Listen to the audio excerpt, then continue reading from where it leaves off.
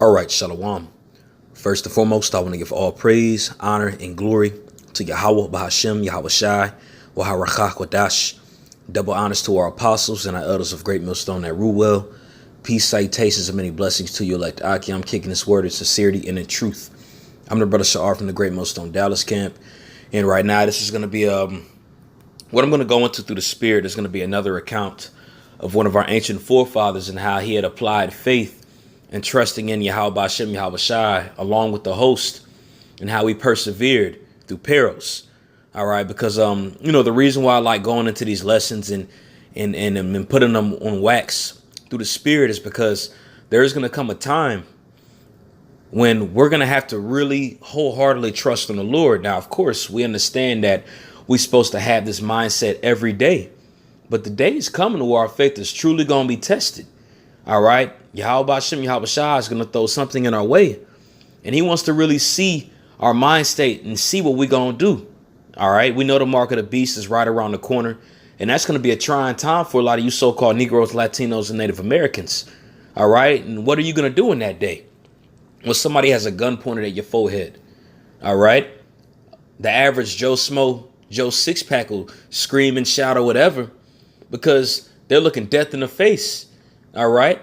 But when things like that happen to us, the first instinct that we're going to have to do being the men of the Lord is calling on the name of Yahweh Hashem, Yahweh Shai. OK, the elder Yakal from Arkansas, he was in town and he had brought up a good point. All right. And it was extremely valid. Like when that day comes, man, we need to have enough faith to the point where, let's say if somebody walked up to your face and pointed a gun at you right in your face, you need to have faith that you can touch that gun and melt it. You know, now, of course, that was just an example that he said. But that's the type of faith that we have to have, man. Like we really have to be crazy to the average person. Now, I want to say crazy. The average person will look and have a gun in their face and they'll yell. But you'll look crazy to these people if you go up there and you just touch the gun, just look death in the face. Now, that's just an example. But Yahweh Bahashem, Yahweh Shai had worked out many marvelous wonders to the men that actually believed wholeheartedly when they were faced with perils. OK, so this account that I'm going to read about is the account of King Asa and when his army had went up against King Jeroboam's army. OK, and this is in 2 Chronicles chapter 14, verse 8. And look at it in detail and see the mind state that the kingdom of Judah was in around this time. OK, when we had a righteous king in power. It says, and Asa had an army of men that bare targets and spears. Out of Judah, 300,000, and out of Benjamin that bare shields and drew bows, 240,000. And these were mighty men of valor. OK, so, you have a number of almost 600,000 Israelites that were ready to go out for war. All right. And it said, and there came out against them Zerah, the Ethiopian, with an host of 1,000,000. Salaki, this is a different account that I'm reading about. I know I said Jeroboam, Salaki. I was thinking about the account with what's his name? King Ahiah. All right. And you read that earlier. All right. King Ahiah was actually the son of Rehoboam, I believe. You know what I'm saying? So Salaki for the miscommunication. But, this is still an account of 600,000 of us dang near going against a very large army. OK, so I'm going to read verse 9. It says, and there came out against them Zerah, the Ethiopian, with an host of 1,000,000. Now, if you don't know what 1,000,000 is, 1,000,000 means a million. OK, so the Ethiopian king Zerah, he had a host of 1,000,000 men. OK, mind you, Jacob had barely over 500,000. It says, and 300 chariots came to Marishah. Then Asa went out against him, and they set the battle in array in the valley of Zephathah at Marishah. And this is the key point. Check this out. And Asa cried unto Yahweh his power and said, Lord, it is nothing with thee to help, whether with many or with them that have power. Help us, O Lord, our power. For we rest on thee, and in thy name we go against this multitude. O Yahweh, thou art our power. Let not man prevail against thee.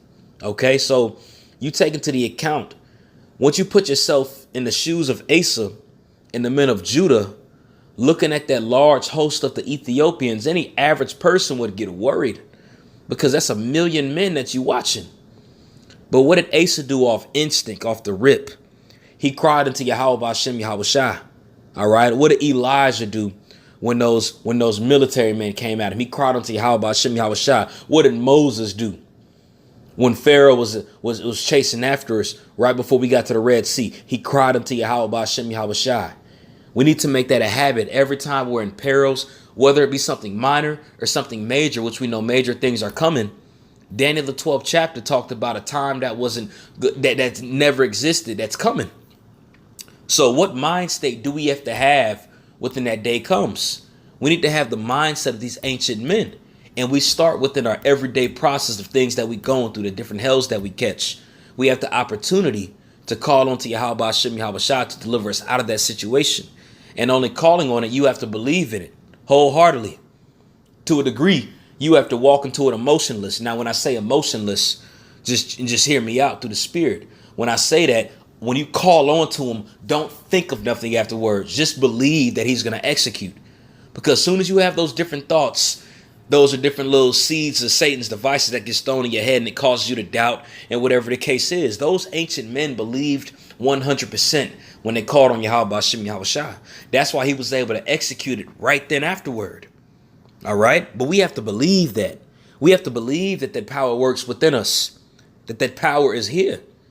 All right. This is verse 12. So Yahweh smote the Ethiopians before Asa and before Judah, and the Ethiopians fled. And Asa and the people that were with him pursued them under Gerar, and the Ethiopians were overthrown, that they could not recover themselves, for they were destroyed from Yahweh. They were destroyed before Yahweh and before his host, and they carried away very much spoil. Okay, so even when you read about it in the curses pursuing to Deuteronomy 28, when it goes into the blessings, because mind you, even though, King Solomon went off before this, but Asa was a righteous king. So when you read about these different righteous kings that we had, you read about how the Lord gave us rest from all the hell that we was catching.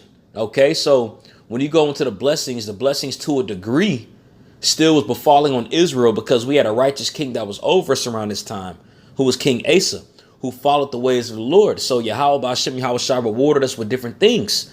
And when you go into the curses, mind you, that's why I brought it up earlier a minute ago. One of the blessings, I should say, not the curses, but the blessings. One of the blessings, how it's worded pretty much is 1,000 shall come against you, and they shall all flee 7 ways. All right. And that goes into a blessing. And this is an account of it right here. So best believe as Yahweh Ba'Shem Yahweh Shai is raising his men back up. All right. Israel's getting back in their right state of mind. OK, starting with the elect, you're going to see a lot more things take place, and you're going to see a lot more ways Yahweh Ba'Shem Yahweh Shai will take favor in his men. All right. Be prepared to see a lot of things that you read about within history, within these scriptures, a lot of bizarre things that they might seem bizarre. But for the men that believe, the sky's the limit. So prepare yourselves to see it. Why is that? Because the scriptures talk about it. OK, this is the book of Psalms, chapter 3. And this is King David, OK, who was a righteous king. OK, this is Psalms chapter 3, verse 6. I will not be afraid of 10,000s of people that have set themselves against me round about. Arise, O Yahweh, save me, O my God, for thou hast smitten all mine enemies upon the cheekbone, and thou hast broken the teeth of the ungodly. All right, so you think that just stopped around the time of King David? No, we read these things because we know that if we read it and apply this faith that these men had, apply the mindset that these men had to our own selves, that the Lord will operate the same way. Of course, if he's dealing with you, but you got to have faith and believe that he's dealing with you. And we have to have faith and believe that we can execute these things through the Spirit first and foremost, because it's not us that's doing it, but it's the Spirit that resides within us. We need to have the mindset of being prepared to see miracles, man. Yahweh Shai are doing big things, and expect bigger things to come. All right. The more troubles get ready to carry on, the more perils get ready to happen. Expect big things from the men of the Lord. You read about it in the book of Acts. You read about it in the book of Kings. You read about it in the book of Exodus. You read about it in the Gospels. You read it all over the scriptures on what the men that believed in Yahweh Shai was able to do through the Spirit just because they trusted in him. King David said, I will not be afraid of 10,000s of people. That's an example of King Asa. when he had went against the Ethiopian host. That was 1,000,000 people. Are not 1,000,000 people 10,000s? I mean, let's be logical. What did King Asa do in that time? He didn't put fear in men. He trusted in Yahweh Ba'Hashem Yahweh Shai, and Yahweh Ba'Hashem Yahweh Shai executed it speedily. So through the Spirit, I wanted to go into that account just as a more of a motivational video to know that Yahweh Ba'Hashem Yahweh Shai got us. Okay? Don't let those dry thoughts get in your head. Don't have those thoughts that the Lord ain't dealing with you.